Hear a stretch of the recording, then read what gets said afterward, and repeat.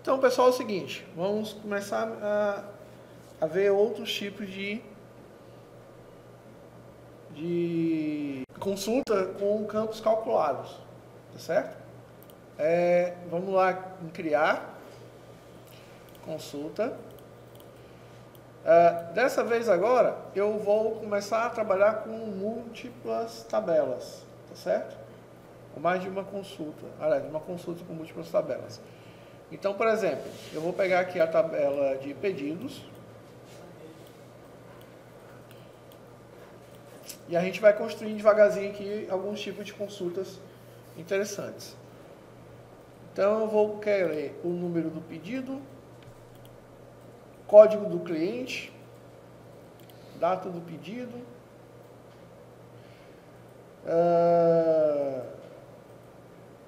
data da entrega, data do envio, via e frete. Deixa eu ver o que mais. País e destino. Pronto.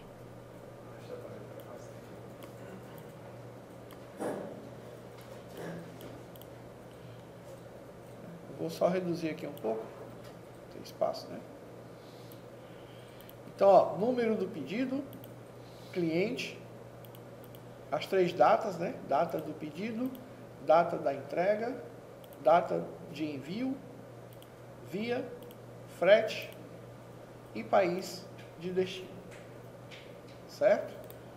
Aí, se eu executar, eu tenho todas eles aqui.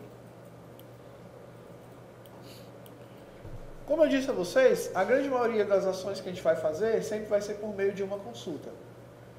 Então, olha só que exemplo interessante.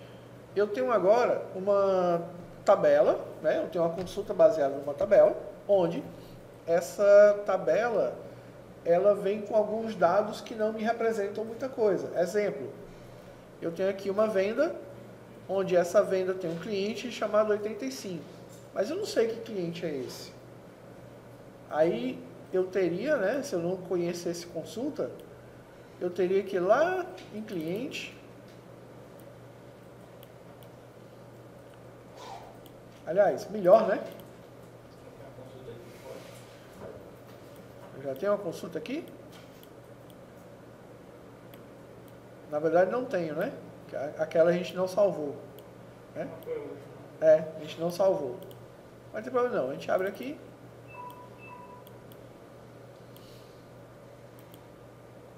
E a gente localiza o cliente 85, né? E a gente descobre que esse Vins et Alcoos Chevalier, né? Muito bem. Aí o que acontece? Já pensou se toda vez que você tiver uma tabela com algumas informações, mas eu não consegui saber o todo dessa tabela porque ela depende de uma outra tabela, tá? Isso é quando a gente tem uma estrutura bem formatada. Ou seja, é quando a minha tabela, ela não agrega todos os registros, para justamente evitar aquilo que a gente já estudou, né? A redundância, evitar a duplicidade de informação. Então, para que a gente tenha uma informação única e correta, é interessante que ela seja uma tabela que a gente diz aqui, uma tabela normatizada, tá certo? Então, por isso que a tabela do cliente tem a área de pedido tem o código do cliente e não o nome do cliente, tá certo? Porque senão teria uma informação duplicada, tá certo? Se eu já tenho esse nome aqui na tabela de cliente, para que eu preciso ter ele novamente aqui? Tá? A mesma coisa seria da via, né? Então, via, eu tenho aqui, ó, transportador, ó. Então, por exemplo, esse cliente 85 tem a via 3. Então, ele vai por esse Federal Shipping aqui. Certo? Mas e aí? Tem alguma forma de eu pegar esse nome dessa empresa e colocar aqui, e colocar essa via aqui também? Tem, que é o que a gente vai ver agora. Ok? Como a gente já estudou a noção de relacionamento, né? Onde o relacionamento é a relação entre duas ou mais entidades onde elas compartilham o mesmo campo, né? Então vamos lá. Eu quero colocar o cliente aqui primeiro. Então eu vou ter que fazer o seguinte, vou ter que trazer cliente para cá, ó. Certo? Dá para ver direitinho? Tá, né? Então eu tive que trazer cliente para dentro da minha consulta. E agora, antes de exibir aqui embaixo, né, eu tenho que fazer a relação. Eu tenho que fazer o chamado relacionamento, tá? Lembrando, o relacionamento ele é feito a partir de uma chave primária, que ela vai se tornar uma chave estrangeira na outra tabela, certo? Lembra-se disso? Foi lá naquelas primeiras aulas, né? Aulas de conceito. Por isso que eu disse, aquelas aulas de conceito são extremamente importantes para na hora que a gente estiver construindo as bases, né? Então, o que é que a gente vai fazer? No caso, a tabela cliente tem uma chave, que aparece aqui, a chavezinha, né? Chavezinha primária, que é o CLI-ID. Lá na tabela pedidos, a nossa chave é número do pedido, tá? Só que eu não vou colocar em número do pedido, tá certo? Qual é a ligação, qual a relação entre a tabela clientes e a tabela pedido? Qual é o campo comum entre os dois? Cliente. Tá? E o cliente, a gente sabe que o cliente era do tipo número. E o CLI-ID é o quê? Também é número. Então, eu só posso fazer a relação entre campos com o mesmo tipo de dados. Ou seja, de string para string, de número para número. Não existe relação diferente disso. Tá certo? Então, é o que eu vou fazer agora. Vou clicar em cima do CLI-ID, do campo que eu quero, fazer a relação com a tabela que vai receber, que no caso é a tabela pedido. Então eu vou arrastar ele até aqui em cima. Ó. Estão vendo que o cursor do mouse mudou? Olha como é que está o cursor agora. Ó. E eu vou soltar em cima do campo cliente. E ele criou uma relação. Ó. Tá certo? Existem algumas propriedades dessa relação, mas do jeito que ele montou aqui, já é suficiente para a gente poder ter o nosso resultado. Tá? Beleza. Esse cliente aqui, ele na verdade é o código do cliente. Então eu tenho que mostrar o nome da empresa. É assim? Então eu venho para cá, na minha tabela cliente, e vou puxar o nome da empresa. Nome da empresa. E vou colocar ele aonde? Aqui, ó. Entre cliente e data do pedido. Aí eu arrasto. Deu certo aí? Número do pedido, cliente, nome da empresa e data do pedido. Observa que aqui, ó, pedido, cliente, pedido. Pronto. Feito isso, vamos executar aqui, ó, exibição folha de dados. E aí, funcionou?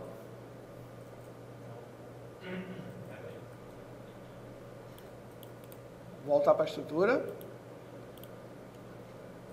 Confere se a relação está correta e arrasta nome empresa para colocar aqui, ó.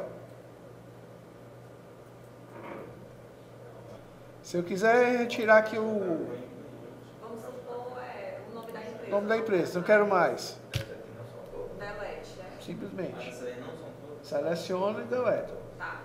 Tá? Não quero mais o nome da empresa, quero o nome do contato agora. Aí eu jogo o nome do contato. Tá. Certo? Quando eu executar, ó, vai aparecer agora o nome do contato. Tá. Certo? Só que eu posso fazer assim também, ó. Não é o nome do contato? Simplesmente eu escolho aqui na lista Para substituir. para substituir. Tá certo? Então ou eu excluo, puxo de novo, ou eu posso vir aqui na lista e fazer a troca. Tá certo? Isso aí depende do que você, da sua necessidade. Só que aqui tem um negócio estranho, ó. Vai ficar cliente em nome da empresa. Esse cliente aqui não está muito interessante, né? Esse cliente aqui está um nome estranho. Então, esse cliente aqui, nós vamos colocar o que a gente conhece como alias. É um apelido, tá? Você pode chamar também de legenda, tá certo? Então, a legenda que eu vou colocar nesse campo é um nome que vai sobrescrever visualmente o nome do campo. Ou seja, ele não vai alterar realmente o nome do campo. Ele vai só colocar um apelido. Isso, que o nome ele tá, ó, o nome é junto, mas a legenda está sem espaço. É o que eu vou fazer agora.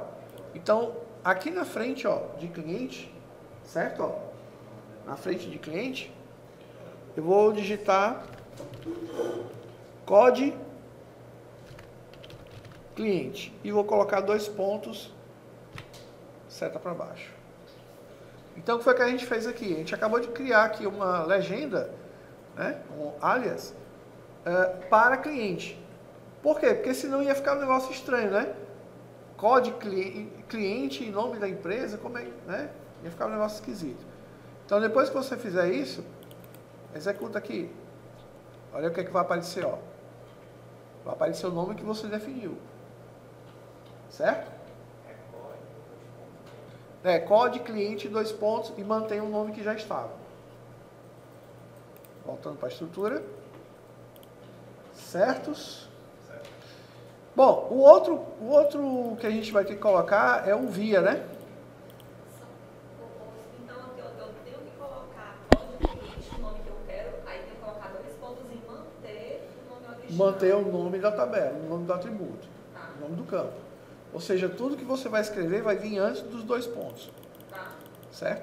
Qualquer coisa que você escrever aqui, colocar 2 pontos e manter o nome do campo, é o que vai ser exibido. Certo? Estou fazendo para esse aqui, mas eu posso fazer para qualquer um desses campos. Tá? Aqui na via, a via vai mostrar também só os números, né? Que é o código da transportadora. Então, digamos que eu não queira ver o código da transportadora, mas eu quero ver o código, eu quero ver o nome da transportadora. Tá? Melhor que o código, ver o nome. Tá? Se bem que o correto é sempre ver os dois, porque o código é mais rápido de você fazer consulta. A minha consulta não mudou o nome da transportadora. Pronto, o nome da transportadora. O nome da transportadora ele não alterou, né? Não. Vamos ver aqui. Nome da empresa. Nesse caso aqui, então a gente pode ser bruto. Deleta a tabela transportadora.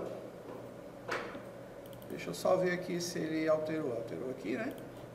Então, trago a tabela transportadora novamente. Faço o relacionamento novamente.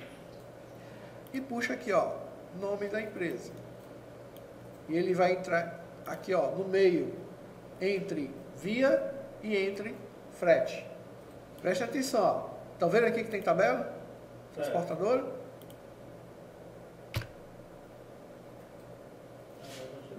Então apaga. Certo? Pode apagar. Aí vou puxar novamente, ó. Vou puxar novamente. Transportadora. Transportadora. Tinha transportadora, mas é da tabela pedida. Não era da tabela transportadora. Ah. Certo? Embaixo tem o nome da tabela. Então vocês têm que observar sempre qual é o nome da tabela. Ó, vou colocar aqui, ó, nome empresa, ó. Olha só. Via está em pedidos. Nome da empresa, transportadora. Observa que aqui sempre vai aparecer o nome da tabela. Tá? Isso é importante porque se você tiver nomes similares, é o exemplo aqui, ó, nome da empresa na tabela cliente e nome da empresa na tabela transportadora. É o mesmo nome de campo, mas tabelas diferentes. Então sempre você tem que prestar atenção qual o nome da tabela que você está puxando o campo. Vamos fazer o teste aqui. Deu certo agora no de vocês? Não, perdido aqui, né? Não mudou o transportador, continua o nome da empresa. Continua o nome da empresa? Deixa eu ver aqui, ó.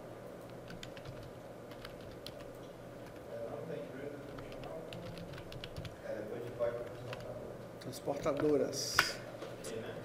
Ó, deixa eu ver aqui o meu. Ó, o meu já alterou.